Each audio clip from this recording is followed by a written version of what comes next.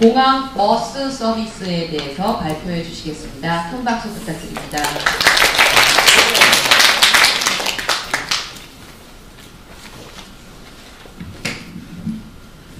네, 안녕하십니까. 저는 중국에서 온 장자훈이라고 합니다. 어우반 5급 1반에서 공부하고 있습니다. 앞에 발표한 두 분이 너무 잘해줘서 제가 지금 스트레스 엄청 그래서 좀 부족해도 재미없어도 예쁘게 봐주시면 좋겠어요. 네, 지금부터 공항버스 서비스에 대해서 발표하겠습니다. 선정 동기와 목적, 중구 현황, 현지화 방안, 그리고 시장성 이 네 가지 부분으로 나눠서 말씀드리도록 하겠습니다. 먼저 우리 팀이 이 주제를 선정한 동기를 소개해드리겠습니다. 사실 이 주제를 선택한 이유는 저의 개인적인 경험과 관련되어 있습니다. 한국에 처음 왔을 때 혼자서 하숙집에 잘 찾아갈 수 있을지 걱정을 많이 했습니다. 긴장하고 떨리는 마음으로 공항버스 매표소에 가는데 그 직원은 저에게 어디 가냐고 물었습니다. 제가 목적지를 말하니 그 직원은 저에게 PPT에 나와 있는 이 표를 줬습니다. 보시다시피 이 표에 버스 번호, 승강장, 그리고 내릴 정류장이 모두 빨간색으로 분명하게 표시되어 있습니다. 공항버스를 탈 때 운전기사가 짐을 들어줄 뿐더러 차 안에서 승객들의 안전벨트를 일일이 꼼꼼하게 체크해주고 인사까지 했습니다. 그리고 공항버스에서 내려서 하숙집까지 2분밖에 걸리지 않았습니다. 그때 공항버스 정류장이 바로 집 앞인데 라는 생각이 들면서 신기했습니다. 이렇게 좋은 공항버스 서비스 덕분에 저는 힘들지 않게 즐겁게 저의 한국 유학 생활을 시작했습니다. 사실 한국에서 공항버스를 탈 때의 기분과 중국에서 공항버스를 탈 때의 기분은 좀 다릅니다. 이제 중국의 공항버스 서비스 현황을 소개해드리겠습니다. 먼저 중국에는 공항버스 노선이 한국처럼 그렇게 많지 않습니다. 큰 도시인데도 공항버스 노선이 2개나 3개밖에 없는 곳도 있습니다. 그리고 공항버스의 정점은 보통 기차역이나 버스터미널입니다. 대부분 출발지에서 정점까지 중간에 한 번도 정차하지 않습니다. 그래서 사람들은 정점에서 내리고 나서 또 갈아타야 자기의 목적지에 도착할 수 있습니다. 그럼 이제 중국 일부 도시의 실제 공항버스 노선수를 한번 같이 봅시다. 먼저 세계적으로 유명한 대도시 베이징과 상하이의 경우 각각 공항버스 노선은 11개와 8개 있습니다. 아주 적은 건 아니지만 도시 규모에 비하면 적은 편입니다. 이 두 도시의 공항버스는 모두 중간에 정류장이 있습니다. 다음으로 우리는 일선 도시 중에 5개를 선택했습니다. 이 도시들은 평균적으로 공항버스 노선 수는 4.6개입니다. 그 중에 특히 충칭은 직할시이지만 공항버스 노선이 하나밖에 없는 게 정말 믿기기 힘듭니다. 그리고 우리는 그 5개 이선 도시 평균적으로 공항버스 노선 수는 2.8개입니다. 이 도시들은 모두 공항버스 중간에 정류장이 없습니다. 중국의 공항버스 서비스 현황을 소개해드렸으니 이제 개선 방안에 대해서 말씀드리겠습니다. 먼저 우리는 현지화 과정 중에 생길 수 있는 문제를 한번 생각해 봤습니다. 대체로 3가지 문제가 생길 가능성이 있다고 봅니다.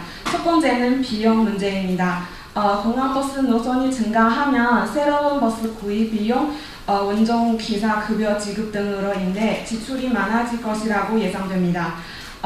두 번째로 더 많은 운전기사를 고용해야 하기 때문에 인력 배치에도 문제가 생길 수 있습니다. 예상된 세 번째 문제는 노선 확정 문제입니다. 교통 상황을 고려하여 자원을 낭비하지 않도록 기존 노선과 중복되지 않는 효율적인 노선을 정해야 하기 때문에 어려움을 겪을 수도 있습니다. 그럼 이 문제들을 어떻게 해결할 수 있을지, 지금 중국의 공항버스 서비스 어떻게 개선하면 좋을지 말씀드리겠습니다. 먼저 공항버스 서비스는 공공이익을 위한 서비스이기 때문에 정부의 해당 부서가 자금 후원해야 한다고 생각합니다. 그리고 인력을 낭비하지 않게끔 기존 직원을 충분히 활용해야 합니다. 노선 협조 문제에 대해서 인터넷 설문조사를 통해 사람들이 많이 가는 목적지를 파악하고 나서 노선을 정하는 방법이 괜찮다고 생각합니다. 이 외에도 다른 면에서 중국의 관광버스 서비스를 개선할 수 있습니다. 예를 들면 직원 재교육을 실시하고 서비스에 대한 고정관념을 바꿉니다. 친절하게 예의 있게 승객들에게 좋은 서비스를 제공하도록 해야 합니다. 그리고 시민들을 대상으로 원하는 관광버스 서비스에 대한 설문조사도 할 수 있습니다. 마지막으로 이 방안의 시장성에 대해서 말씀드리겠습니다. 지금 중국에는 관광버스를 탄 후에 갈아타지 않고 목적지에 도착할 수 있는 경우가 거의 없습니다. 짐을 들고 갈아타는 것은 너무 힘들고 시간도 오래 걸립니다. 그리고 기차역이나 버스 터미널과 같은 곳에서는 사고나 도둑 사고가 생길 수 있습니다. 그래서 관광버스를 추가하고 중간에 정류장을 만든다면 사람들이 몰리지 않아서 좋을 것이라고 생각합니다. 그리고 앞에 말한 도시들은 모두 다 인구수가 500만에서 2천만이 넘는 대도시입니다. 그래서 관광버스 노선을 더 많이 늘려도 자원 낭비 현상이 나타나지 않을 겁니다. 지금 정부가 사람들에게 제공하는 관광버스 서비스로는 사람들의 요구를 만족시키지 못합니다. 그리고 게다가 지하철 아직 한국처럼 그렇게 발달하지 않아서 버스를 발전시키는 것은 가장 빠르고 효율적인 방법이라고 봅니다. 네, 사람들이 한 도시에 가서 여행하거나 유학 생활할 때 공항은 바로 그 도시의 첫인상을 결정하는 특별한 공간입니다. 첫인상뿐만 아니라 한 도시에 대한 마지막 기억도 공항에서 남깁니다. 그래서 공항이 사람들에게 제공하는 서비스 질은 매우 중요합니다. 관광버스는 공공이익을 위한 일일 뿐만 아니라 도시 인프라 건설이라고도 볼 수 있습니다. 관광버스를 통해서 한 도시의 교통 시스템을 보완하고 빠르고 편한 교통 시스템이 이루어지면 사람들의 삶의 질이 많이 향상될 거라고 생각합니다. 네, 지금까지 관광버스 서비스에 대해서 발표했습니다. 끝까지 들어주셔서 감사합니다. 네, 고맙습니다. 예, 질문 주세요. 네. 발표 듣다 보니까 이제 아쉬운 서비스가 두 개인 것 같았어요. 하나는 노선이 많지 않다는 거 하나하고 정류장이 또 자주 있지 않다는 거 두 개인 것 같은데 저는 둘 중에 더 급하다고 생각하는 것, 더 먼저 했으면 좋겠던 것 둘 중에 어떤 게 더 필요할 것 같으세요? 제 생각은 그 정류장을 만든다는 게 더 필요할 것 같아요. 왜냐하면 제가 생각해봤는데 만약에 더 비싼 가격으로 집 앞까지 탈 수 있는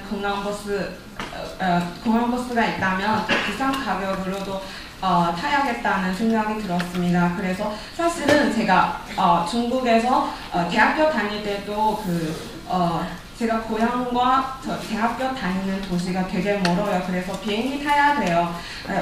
그 학교에 갈 때마다 너무 힘들어요. 짐을 들고 갈아타는 것은 너무 힘들어요. 그리고 여행할 때도 그런 불편함이 많이 느껴요. 그래서 만약에 보통 공항버스가 아니고 그냥 보통 버스처럼 정류장만이 있으면 더 많이 편해질 거라고 생각해요. 네.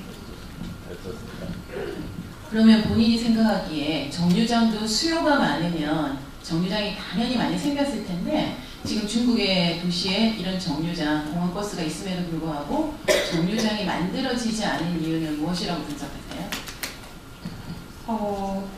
저의 생각은 중국은 원래 사람이 많아서 아마 하나하나 정류장 차를 정차하면 시간이 많이 걸릴 것 같아서, 그리고 공항버스 노선이 워낙 되게 길어서 아마 중간에 정류장을 만든다면 생각보다 시간이 많이 걸릴 것 같아서 정류장 안 만드는 것 같아요. 보통 공항부터 기차역 같은 곳에 가는 버스가 많아요. 그래서 사람들이 갈아타야 돼요. 네. 지금 그 중국에서 운행하고 있는 공항버스 서비스는 국영기업인가요? 아니면 개인 기업인가요? 제가 알기로는 그 버스 회사에 맡기는 공항버스가 더 많은 것 같아요. 그 버스에서 다 그 회사 이름이 있어요. 네, 그래서 네. 저 질문 없으세요? 네, 고맙습니다. 수고하셨습니다.